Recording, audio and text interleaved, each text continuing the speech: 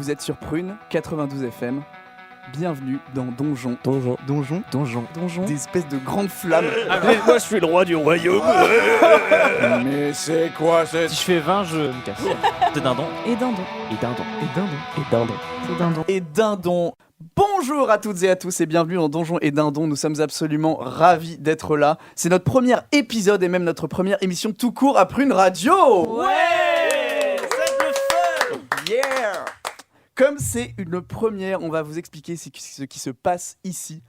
Donjon et Dindon, qu'est-ce que c'est ? C'est très simple, c'est un podcast de jeux de rôle improvisé. Nous sommes deux maîtres du jeu, Étienne juste à côté de moi. Bonjour. Et moi-même, Malo, qui avons préparé les bases d'un scénario dans lequel nos 4 aventuriers et aventurières vont pouvoir évoluer.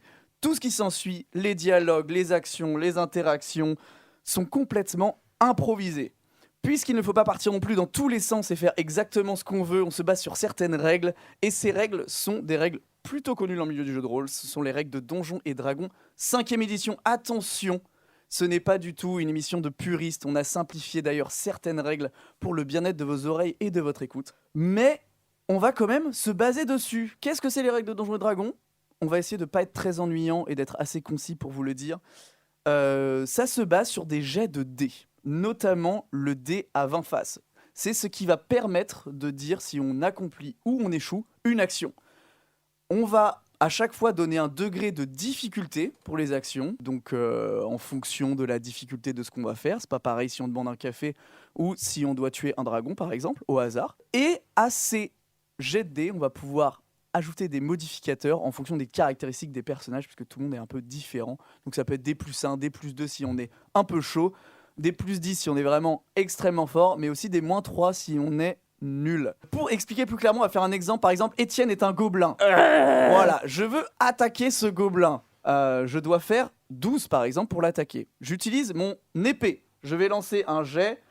Je fais 16, ce qui est plutôt un très bon jet. J'ajoute à ça mes modificateurs, parce que j'ai déjà maîtrisé l'épée dans ma vie, donc plus 3, 19. Je fais bien au-delà de 12. Je trucide donc littéralement ce gobelin. Voilà. Maintenant que vous avez compris ça, je pense qu'on a compris les règles de base. On va essayer de faire en sorte d'être le plus pédagogique possible, d'intégrer des petits moments tuto pendant le jeu s'il y a des petites subtilités. Maintenant, je pense qu'on peut directement passer un tour de table. On peut chacun se présenter, toutes et tous. Étienne, qui es-tu ? Je suis Étienne et je suis improvisateur et maître du jeu avec toi, Malo. Et je pratique l'improvisation à Nantes et à Quimper depuis quelques années déjà. Moi, c'est Malo, je suis également du coup co-MJ évidemment et je suis un improvisateur sur Nantes et Rennes. Nous avons autour de la table 4 belles et beaux invités qui vont nous interpréter chacune des personnages. Est-ce que vous pouvez vous décrire pareil en quelques mots et dire quel personnage vous allez interpréter ? Bonjour à tous, bonjour à toutes. Je suis très content d'être là. Je m'appelle Jules, je suis humoriste et improvisateur à Nantes depuis une dizaine d'années. Et dans cette campagne, je vais incarner Lucien Soufflemot, qui est un gnome barde. La classe. Et ben moi c'est Antoine aussi, je fais de l'impro, on m'appelle aussi le comédien le moins impliqué de ta troupe et ce soir je joue Goulvan Grandbuff qui est un humain pêcheur. Bonjour, moi je m'appelle Reza, je suis improvisateur à Nantes depuis quelques années et durant cette campagne j'incarnerai Augustin Vermont qui est un jeune homme guerrier, pas très débrouillard. Bonjour à toutes et à tous, moi c'est Anaëlle, je suis improvisatrice depuis quelques années à Nantes également. Et je vous interpréterai aujourd'hui Blandine de la Tour Penchée, une demi-orque, demi-elfe qui vous révélera peut-être tous ses secrets. Eh bien, c'est super. Maintenant, ce tour de table fait, on va pouvoir commencer. Vous êtes prêtes et prêts ? Ouais. Eh bien, écoutez, c'est parti. Transition et bienvenue dans Donjon et Dindon. Vous êtes tous les 4 dans cette taverne. Vous ne vous connaissez évidemment pas. Blandine, Augustin, Goulvan et Lucien. Vous êtes répartis de part et d'autre de ce bâtiment imposant en périphérie d'une ville que vous connaissez qui s'appelle l'Ardente. Et je vais vous demander de décrire ce qu'on voit quand on vous regarde. Qu'est-ce que vous faites et à quoi vous ressemblez physiquement ? Lucien est un gnome donc, qui est assis à une table de la taverne. Il est seul, il a son petit luth qui est sorti et il joue mollement quelques notes de luth dans son coin. Lucien est un gnome en habit noble, vêtu d'habits plutôt riches, vert sapin. Il porte un chapeau. Il a une petite barbe et des petites moustaches très bien taillées et quelques bijoux en argent. On devine qu'il est fait donc d'ascendance noble et qu'il prend soin de lui. Goulvan se trouve à une table. Il joue aux cartes avec d'autres personnes qu'il ne connaissait pas il y a plus de quelques minutes. Ce qu'on remarque avant de remarquer son apparence, c'est un petit peu cette odeur iodée et d'humidité qu'il trimballe avec lui, l'odeur du cuir qu'il porte légèrement mouillé à ses pieds. Je joue aux cartes. J'ai commencé cette partie dans l'espoir de peut-être trouver un bateau ou quelques marins dans cette ville, mais pour l'instant, tout ce que je trouve, c'est de la malchance au jeu. Alors, Augustin, de son côté, il est seul à une table. Donc, son apparence, c'est plutôt celle de quelqu'un qui, effectivement, a des habits plutôt riches, plutôt chers, avec de l'équipement neuf. Et il boit une bière, mais elle a l'air très forte. Il n'a pas l'habitude. Effectivement, quand les gens passent à côté de lui, il a l'air de se méfier quand même. Pour Blandine, elle est toute seule également, mais assise dans un coin de la taverne, un petit peu isolée. Elle a l'air un petit peu de regarder autour d'elle, si elle reconnaît des gens, des visages. Elle a une bière devant elle et elle est courbée sur la table, ce qui permet de ne pas vraiment se rendre compte des 2,20 m qu'elle fait dans la vraie vie, quand elle est debout. Elle a des longs cheveux bleu nuit attachés en tresse, une mâchoire assez carrée mais des traits assez fins, tout de même pour une demi-orque, dû à son côté demi-elfe. Elle a un corps très massif mais néanmoins souple, une peau grise, ses yeux sont très clairs, bleu ciel presque blanc. Elle a des oreilles pointues et des dents aiguisées, sans pour autant avoir les canines saillantes propres aux demi-orques. Donc, pour décrire l'environnement autour de vous, vous avez vous êtes attablés. Vous avez également en fait un groupe de 5 ou 6 gardes qui sont à côté et qui sont très bruyants. Ils font énormément de bruit. Mais vous, apparemment, ça vous dérange pas, vous restez, etc. Et vous êtes surtout intrigués par la situation qui est actuellement en train de se passer. Tavernier, ramène-nous un truc!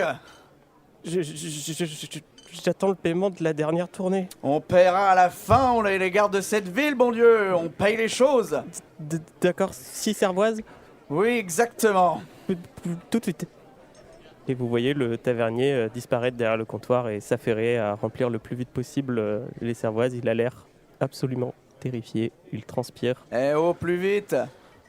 Oui, Ouais, j'avoue, plus vite, continue, allez là, c'est ton métier ou c'est pas ton métier? C'est quoi ce qui se passe? Il se met à remplir le plus vite possible les chopes, mais il en fait tomber une et il la casse par terre. Mais c'est quoi cet imbécile? On est allé dans une taverne, on voulait pas en empoter! Désolé, allez vous rasseoir, je vous amène tout de suite vos boissons. Bon, d'accord.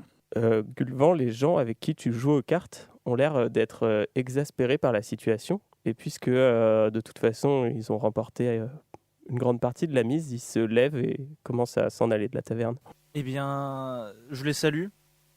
Je prends mes affaires, je prends péniblement le jeu de cartes, ma chope, et je me traîne jusqu'à la table des cartes et je leur dis, écoutez, plutôt que de vous en prendre à un tavernier, qu'est-ce que vous en diriez de vous en prendre comme le font les hommes dans une partie de poker? Tu t'adresses donc à, je présume, la personne qui a l'air de diriger ce petit groupe de 6 gardes, qui est une naine, et qui te regarde assez, qui te toise en fait de haut en bas, et qui dit « Dans tes rêves, petit con !» Ben, vous m'avez appelé petit con comme ça là devant tout le monde? Mais je peux dire ce que je veux, je suis garde. Allez, va te rasseoir. Nous, on traîne qu'entre nous. On va pas traîner avec des bouseux comme toi. Allez, rassis-toi. Pardon, bouseux? Bah oui, c'est exactement ce que j'ai dit. Pas besoin de me faire répéter. Bouseux? Vous vous rendez compte de comment... Alors, je peux vous demander déjà pourquoi bouseux? Pourquoi bouseux? Ouais. Bah, regardez votre accoutrement. Vous avez un vieux filet, des vieux vêtements un peu rabibochés. Bon, vous avez une armure au-dessus, mais ça se voit qu'en vrai, vous êtes un moins que rien. À ce moment-là, il y a le tavernier qui arrive avec les cervoises et qui te regarde d'un air effrayé. Il est tout tremblant avec son plateau et il commence à servir chaque boisson à chaque personne. Et il te regarde effrayé et il retourne derrière le comptoir. Méfiez-vous des apparences, ok ? J'ai peut-être une odeur de pêcheur, une dégaine de pêcheur. Mon métier, c'est peut-être pêcheur, mais je suis peut-être pas que un pêcheur, ok ? Et vous êtes quoi d'autre alors? Allez-y, dites-nous. Allez. Ouais, on va rigoler. Allez, dites-nous ce que vous êtes. Je tourne les talons et j'essaye de chercher le regard d'autres personnes pour avoir de nouveaux compagnons de cartes. Est-ce que ça fait réagir les personnes de la taverne? Vous l'ignorez?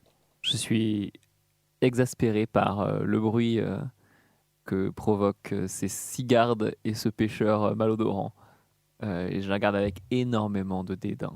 Moi, forcément, je regarde la scène puisque c'est un peu ce qui se passe dans la taverne et je suis un peu observatrice. Et je pense que je croise le regard de Goulvan qui me voit du coup le regarder et je détourne tout de suite le regard.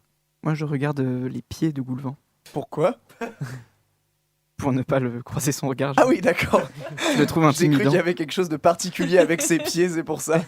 Il y a rien de particulier avec les pieds, on est d'accord.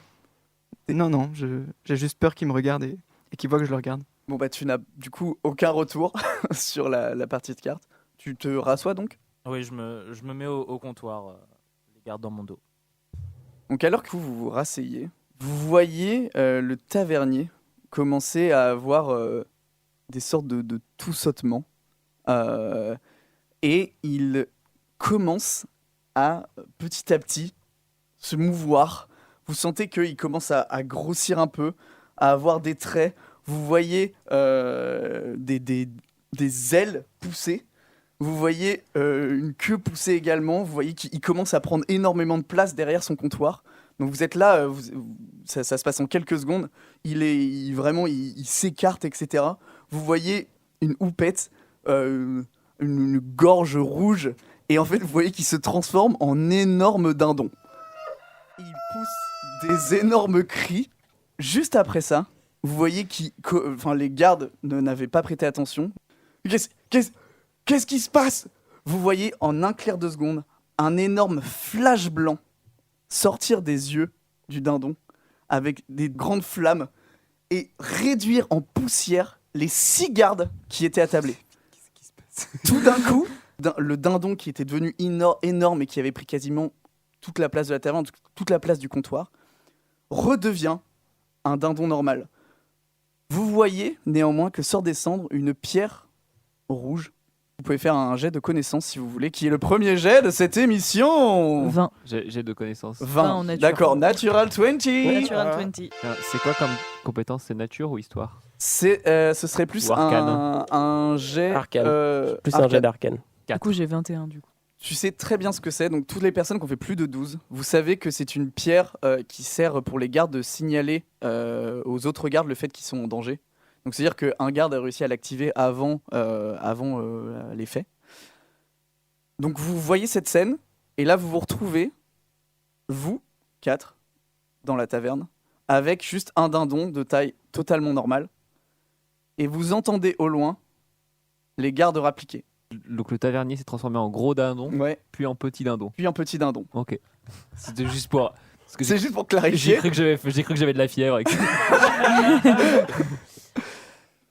Moi, du coup, directement, je comprends que, en voyant la pierre, je sais ce que c'est, donc je sais que je vais sembler louche, étant donné qu'un dindon ne pourrait pas avoir tué les 6 gardes. Donc, j'essaye de me cacher dans le fond, de trouver une cachette pour pas que les gardes me retrouvent. Au même moment où tu veux faire ça, est-ce qu'il y a d'autres actions qui veulent être faites ou pas particulièrement? Vous Moi, êtes juste... je ne sais pas ce qu'est la pierre, parce que j'ai raté mon jet. Ok. Donc je me lève et je suis un peu choqué par ce qui vient de se passer, mais pas particulièrement inquiété de la suite des événements.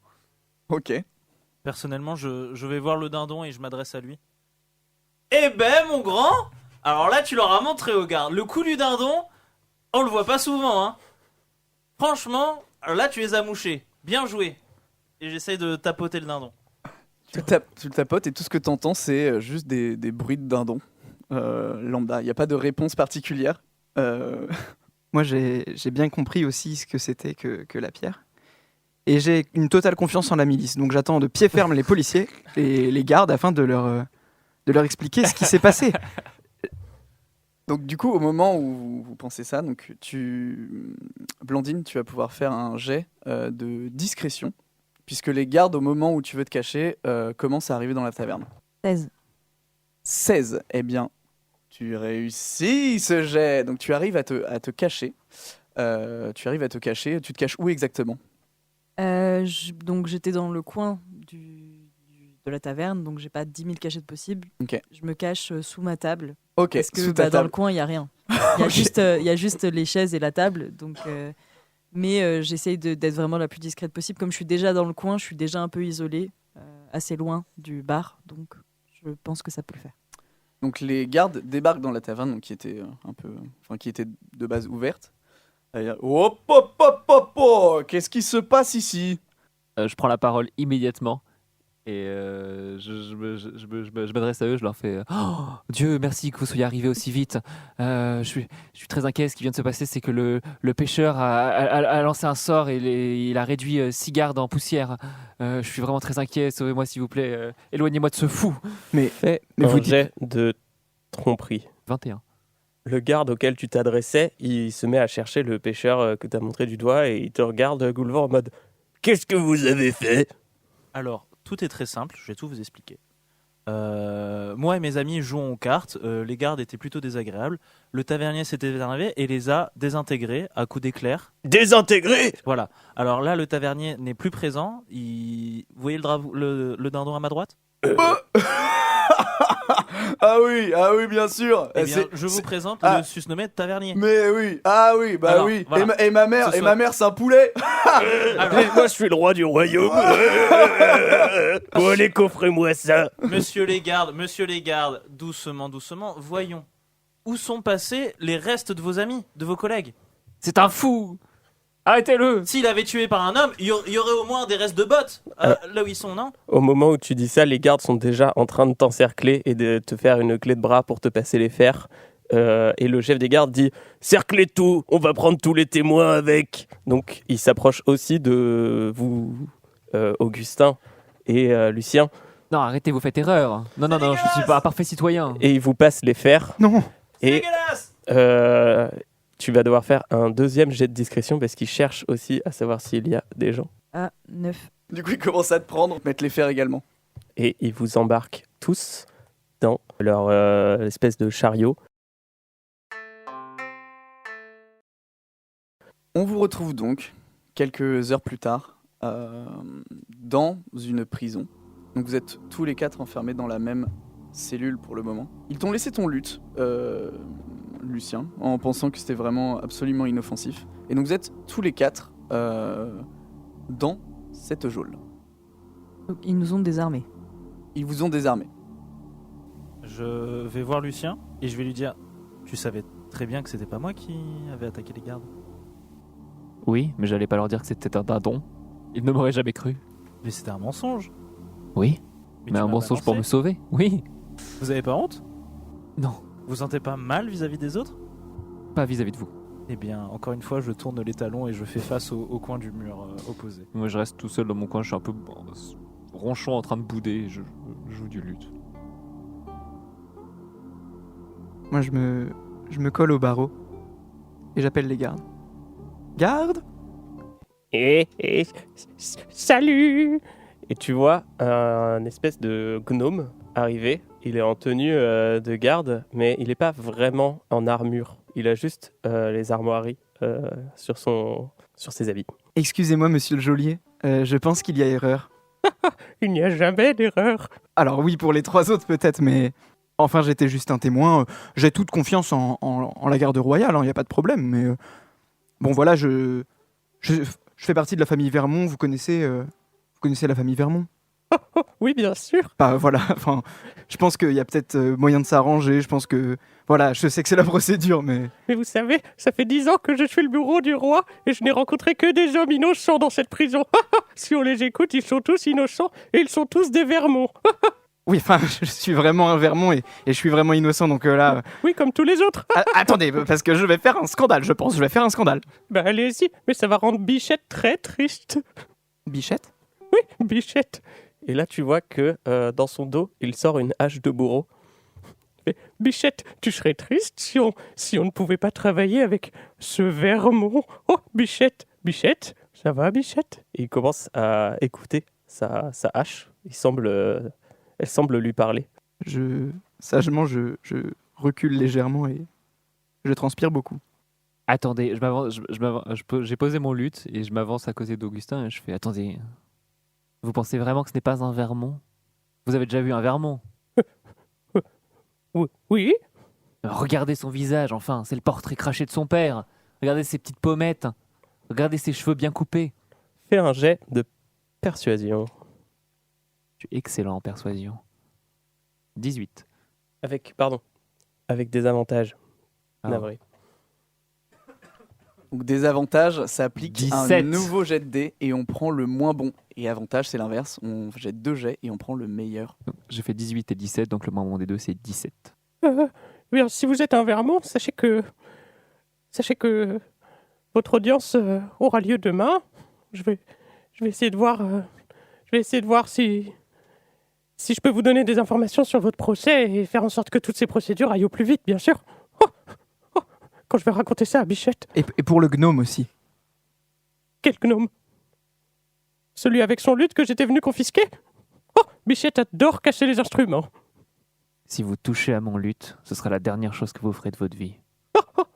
J'adore quand ils disent ça. Leur tête s'envole, ça fait pop. J'adore quand Bichette fait ça. Et vous le voyez qui repart, mais qui ne repart pas à son petit bureau de bourreau. Il repart quand même en haut pour manifestement poser des questions ou vous ne savez pas trop. Moi, pendant toute la conversation, j'ai regardé un petit peu, j'ai parlé à personne, mais j'ai juste un peu examiné la cellule, voir s'il y a des failles, s'il y a des trucs des choses dont on pourrait se servir pour s'en sortir. Tu peux faire un jet de perception. Natural 20. Ouh. Waouh.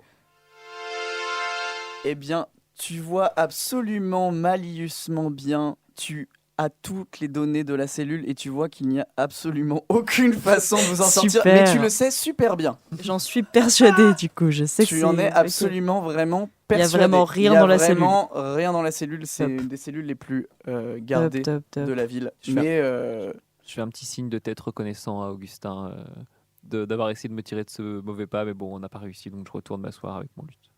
Sans plus de mots.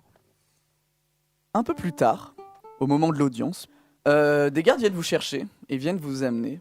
Vous naviguez dans des couloirs très étroits, vous faites énormément de... Vous sentez qu'en fait vous étiez dans les sous-sols, donc vous montez petit à petit. Vous arrivez... Oui, Est-ce que je peux parler au garde qui m'emmène? ouais, bien sûr. Ouais. Je lui dis vous faites une grave erreur. Je suis mercenaire du roi et je vous tuerai une fois que je serai sorti de là. Ok. Ah bon? Donc je vous conseille vite de me libérer et Ah peut-être que je vous bon? tuerai pas. Ah, j'en parlerai à mes supérieurs. Moi aussi, je suis mercenaire du roi.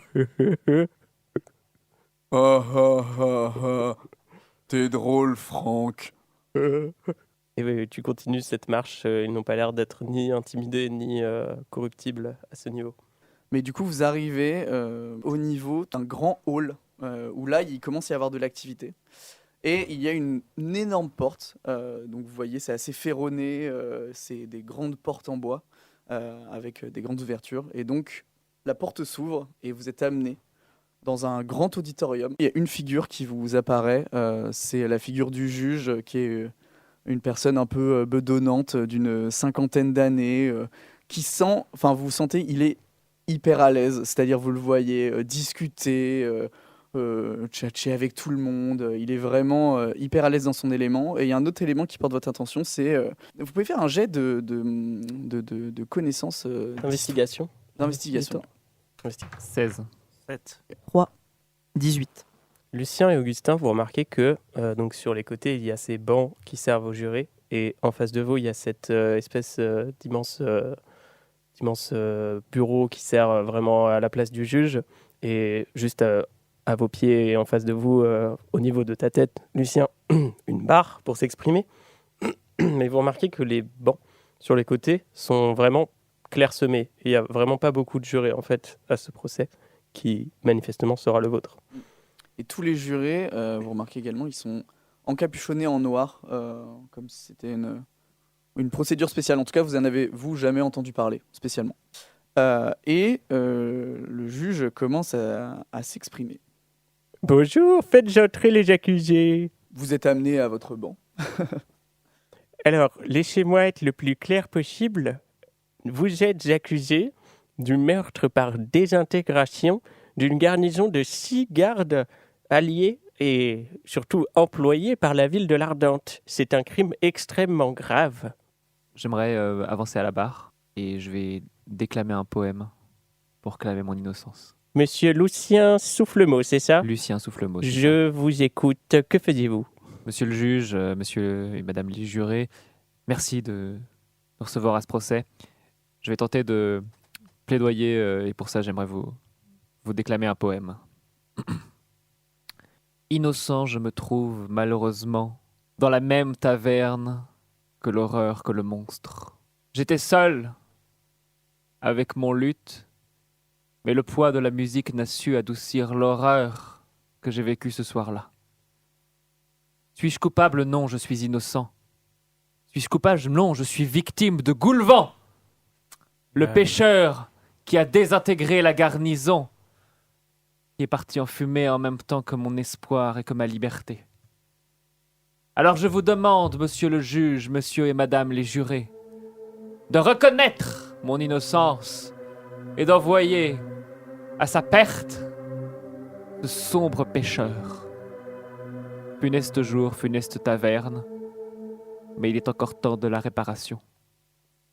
Fais un jet de représentation avec avantage car c'était vraiment un très beau poème. 18.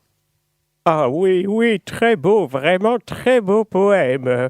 J'en suis vraiment tout ému, mais avez-vous seulement une preuve que votre ami Monsieur Goulvan est le seul responsable de ces meurtres? Il n'est pas mon ami, mais je suis sûr que Blandine de la Tour Penchée et Augustin Vermont pourront témoigner. J'ai ici un registre indiquant qu'effectivement, Madame Blandine Penchetour était présente hier soir lors des événements. Je vous invite à peut-être vous défendre. Et je regarde Blandine et je lui fais un petit oui de la tête en mode vas-y, rentre dans mon jeu. Pour le poème, Jules, tu vas gagner, enfin Lucien, tu vas gagner un point d'inspiration que tu peux te noter. Les points d'inspiration permettent de déclencher un avantage à tout moment sur un jet de D20. Je ne peux pas témoigner avoir vu Goulvan tuer ses gardes. Néanmoins, c'est la dernière personne à leur avoir parlé avant l'incident. Moi, de mon côté, je vaquais à mes occupations, j'étais tranquillement dans la taverne, je ne suis pas coupable de rien. En tout cas, de rien dont je ne sois accusé aujourd'hui. J'invite maintenant Monsieur Augustin à venir à la barre. Augustin, vous semblez être une star dans cette ville. Je fais un regard très appuyé à Augustin, en hochant la tête. Monsieur le juge, messieurs les jurés et madame, mesdames. Effectivement, je suis un Vermont. Vous connaissez sûrement mon père, Lucius Vermont. Pendant ce temps-là, je tremble abondamment. Effectivement, lors de l'incident, j'ai vu... j'avoue que j'étais occupé à regarder les pieds du pêcheur. Et il me semble que ceux-ci se sont mus d'une manière particulière lorsque les gardes ont flambé. Là, il y a une personne qui était encapuchonnée dans les jurés, qui se lève d'un seul coup. Vous voyez juste des oreilles d'elfe dépassées. Vous sentez un aura et un charisme qui s'en dégage. Et vous entendez « Je trouve ce jugement absolument insupportable. Ce n'est pas du tout les procédures, enfin. Vous êtes en train de déclamer à mort 4 pauvres personnes qui sont en train de se rejeter la faute. Vous savez, monsieur le juge, vous savez que ils doivent avoir un choix entre payer la caution qu'ils doivent pour le paiement de ces gardes et ces morts, ou un moyen de prouver leur innocence. » Et vous la voyez qui se tourne vers vous, et vous voyez une elfe d'âge mûr qui a l'air de vous regarder avec beaucoup de bienveillance. Et c'est déjà la fin de ce premier épisode déjà de Donjons et Dindons. On se retrouve dans 2 semaines. D'ici là, portez-vous bien et à bientôt sur Radio Prune 92 FM. À Salut. bientôt. Des bisous. Au revoir. Ciao, ciao.